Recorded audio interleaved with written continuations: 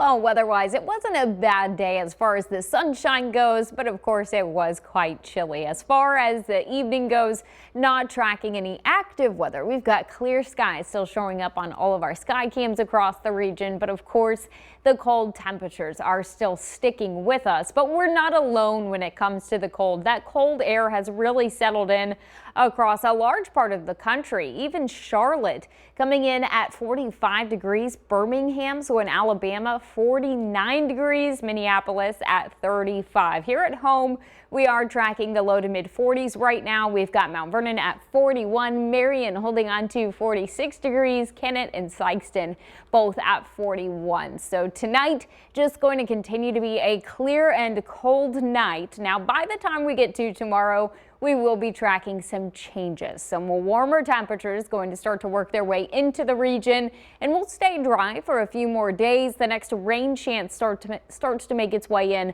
by the time we get to the end of the weekend. So wide look of the radar tonight, really not a whole lot of activity to talk about.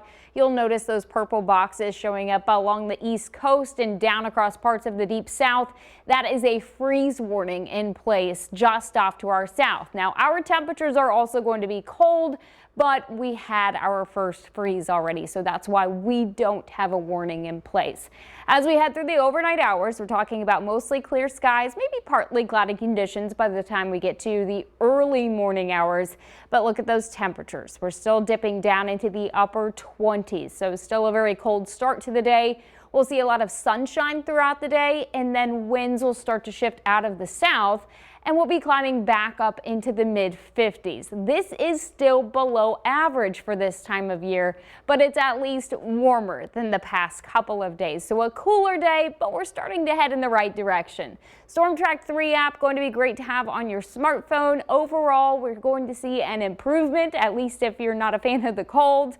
The next few nights, we start to see those temperatures trending upwards. By the time we get to early Saturday, we're finally back close to 40 degrees, and by next week, overnight lows will be back into the 50s. As far as the rain goes, we're going to stay quiet for the next few days. Some isolated chances will work their way in Sunday, Monday, and into Tuesday. Right now, this really doesn't look like a washout, so there should still be plenty of dry time mixed in, better chances arriving maybe by the middle of the week. As far as those highs go, again, tomorrow we're talking about 55, still well below average. But by the time we get to Friday, 60 degrees. By Saturday, 64. Sunday and Monday, we could start to close in on 70s. Then our next system comes in and we cool back down. We drop back into the mid 50s. But it's not as cold as what we saw this week. Oh, that's good. Could always be worse, It right? could be. All right. Thank you, Jacie.